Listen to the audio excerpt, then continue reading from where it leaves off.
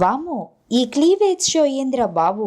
హైదరాబాద్ లో ఐఫా అవార్డుల ఫంక్షన్ ఓ రేంజ్ లో సాగుతోంది. అవార్డుల ఫంక్షన్ సందర్భంగా టాలీవుడ్ భామల అందాల ప్రదర్శన హైలైట్ గా మారింది.